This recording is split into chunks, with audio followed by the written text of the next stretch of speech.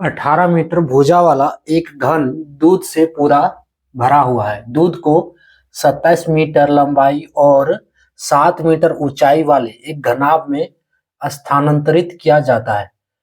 घनाभ की चौड़ाई कितनी है? हेलो डियर्स, डिस्कस कर रहे हैं एप्टीट्यूड। टॉपिक है मेंसुरेशन और क्षेत्रमिति। प्रश्न को आरआरबी ग्रुप डी 2022 में पूछा है। आरआरबी ग्रुप डी 2022 में पूछा है। क्या दिया है? 18 मीटर भुजा वाला एक घन है जिसको दूध से पूरा भरा गया है और इस दूध को जो है 27 मीटर लंबाई और 7 मीटर ऊंचाई है, वैसे एक घनाभ के बर्तन में स्थानांतरित यानी कि उसमें भरा जा रहा है ना, बदला जा रहा है उसमें। तो पूछ रहा है कि उस घनाभ का बर्तन का चौड़ाई कितना होगा। अगर सीधा तरीका से अगर बनाना है तो इसका सीधा कॉन्सेप्ट क्या है कि घन का आयतन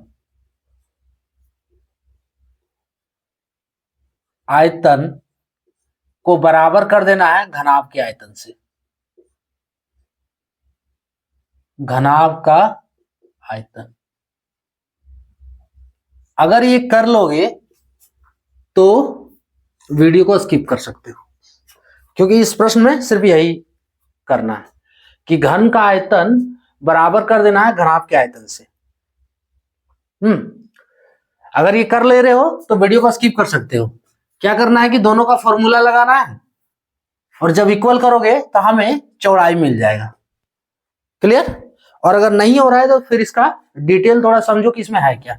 देखो, 18 मीटर भुजा वाला एक घन है। घन क्या है? नॉर्मली अगर देखना चाहो तो ये जो हो गया घन, ठीक है, जिसका चारों भुजा बराबर है। और दूसरा जो है जिसमें दूध को ट्रांसफर किया जाएगा तो ये हो गया घनाभ, है ना, ये घनाभ। अगर इसका पूरा फिगर देखना है तो फिर देखो 3D टाइप से घन और घनाभ। तो ये घन हम बना दे रहे हैं इधर, ये घन यानी कि जिसका चारों भुजा बराबर हो।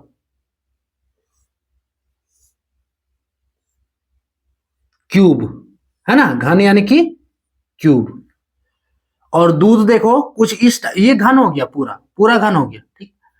ये दूध यहां से भरा जा रहा है, देखो यहां से दूध भरा जा रहा है ना, यहां से दूध इस घन में भरा जा रहा है। उसके बाद भरा गया है, पूरी तरह से भरा हुआ है दूध, इस पे पूरी तरह से भरा हुआ है इस घन में, ठीक है, अंदर दूध है पूरा।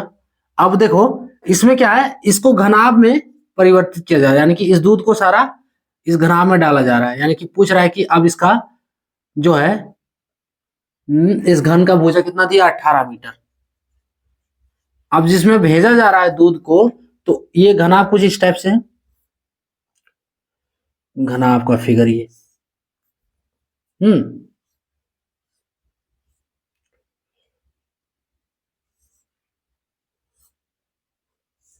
है ना, ये घनाभ का बर्तन। अब बोल रहा है इसमें दूध ये भेजा जा रहा है, तो इसमें घनाभ का कंडीशन क्या दिया है? 27 मीटर लंबाई, यानी कि ये लंबाई मान लो ये 27 मीटर।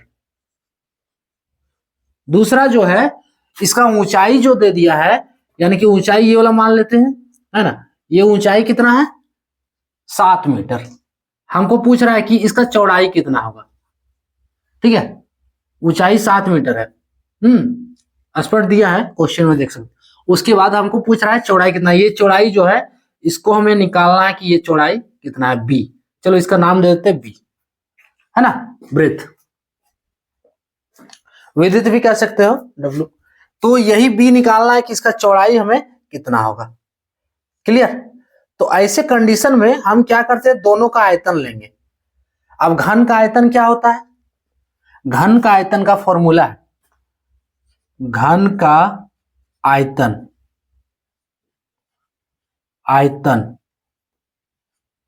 ये होता है भुजा क्यूब, भुजा का क्यूब, है ना, volume of cube, volume of cube यानी कि साइड का क्यूब। ये घन का आयतन का फॉर्मूला, और दूसरा जो है घनाभ का आयतन। देखो दूध को इससे इससे ट्रांसफर किया जाता है, घन से घनाभ में ट्रांसफर किया जा रहा है ना। तो दोनों के वॉल्यूम को अगर हम इक्वल कर देंगे, हम पहले भी बता चुके हैं, तो हमें आंसर मिलेगा। देखो क्योंकि एक हमें डाटा निकालना है, ठीक है, वो डाटा क्या है अभी देखो। घनाभ का आयतन के लिए, इसके लिए फॉर्मूला है घनाभ का आयतन, ये होता है लंबाई गुने चौड़ाई गुने ऊंचाई। घनाभ में तीनों है, लंबाई गुने चौड़ाई गुने ऊंचाई, है ना। Volume of cuboid, volume of cuboid, ये हो गया LBH, इसका ये फॉर्मूला। यहां हम यही बताए थे कि दोनों को आयतन को इक्वल कर दो, आपका आंसर क्लियर हो जाएगा। तो घन का आयतन क्या है, भुजा क्यूब। साइड का क्यूब यहां कर देते हैं, है ना। मान लो भुजा को हम ए मान लेते थे, एक कर, ये भुजा सब भुजा ए, ठीक है, सब भुजा ए, तो ए क्यूब। और घनाभ का आयतन भुजा LBH, तो L into B into H. अब ए का वैल्यू देखो दिया हुआ है 18 मीटर, यानी कि 18 का क्यूब बराबर L into B into H. तो L और B और H में तीनों में क्या दिया, एगो L दिया है लंबाई, है ना। ए जो दिया है 18 मीटर, नहीं आ रहा है तो यहां लिख दे रहे हैं फिर से। L कितना है 27 मीटर, और H दिया है, H दिया है 7 मीटर। हमको B निकालना है, क्या होगा। ये पूरा डाटा है जो दिया है और क्या निकालना है, क्लियर। L कितना है 27 metre, B B B B B निकालना है ना, H है 7 मीटर, 7 लिख दिए, और B निकालना है तो इंटू B। अब B बराबर क्या होगा इसमें, इसलिए B इक्वल्स टू 18 का क्यूब होगा बटे 27 गुने 7। अब इसको जैसे काटो, आप चाहो तो यहीं से यहीं काट सकते हो, कोई दिक्कत नहीं। अगर आ रहा है कैलकुलेशन आपको, ये जो है कैलकुलेशन आप पे डिपेंड है कि आपका कैलकुलेशन कितना क्लियर है ना। अब यहां से यहां डायरेक्ट काट सकते हो, कोई दिक्कत नहीं। तो चलो हम इसको स्टेप बढ़ाकर हम सॉल्व कर रहे हैं। जिस स्टेप में आपका कैलकुलेशन क्लियर हो उसी स्टेप में सॉल्व करो। 3 गो 18, 18 का क्यूब यानी कि 3 गो 18, 27 गुने 7। अब ध्यान से देखो कट रहा है किससे, 18 27, है ना। तो 9 दूनी 18 और 9 तिया 27, 3 छक 18, 6 बार में। और कट रहा है क्या, नहीं कट रहा है ना। 9 तिया 27, 9 दूनी 18 और 3 छक 18। अब 18 छक 108, 108 दूनी 216 बटे 7, 216, यही बचा ना।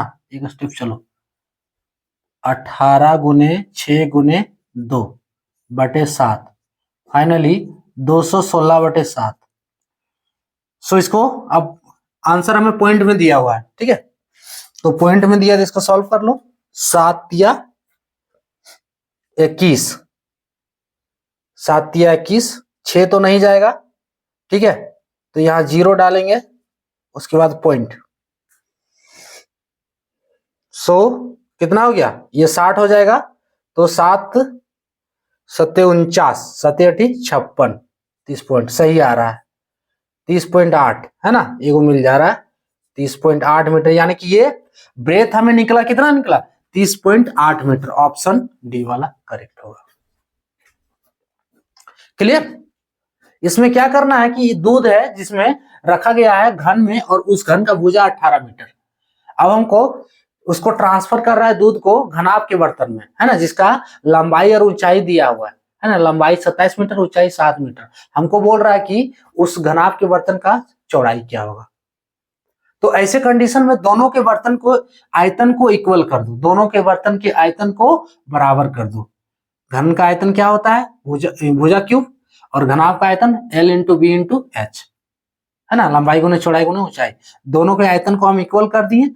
देखो भुजा दिया 18, 18 का क्यूब हो गया इधर 27 गुने 7 गुने बी हमें निकालना है। सो बी बराबर 18 क्यूब बटे 27 गुने 7 है ना। 18 क्यूब यानी कि 3 को 18 बटे 27 गुने 7। कैलकुलेट कर दो इसको। कैलकुलेट करने पे हमें कितना मिल रहा है 30.8 मीटर, जो कि इसका चौड़ाई है। यानी कि घनाभ के बर्तन का जो चौड़ाई हमको मिल रहा है वो 30.8 मीटर मिल रहा है। क्लियर, जिसमें दूध ट्रांसफर किया जा रहा है। यहाँ हम घन और घनाभ का दो टाइप से फिगर बना दिए समझाने के लिए। जिस फिगर से क्लियर हो रहा है, अगर आ रहा है तो ठीक है ना। ऑप्शन डी इसका आंसर करेक्ट होगा। क्लियर, तो ये था टॉपिक। जय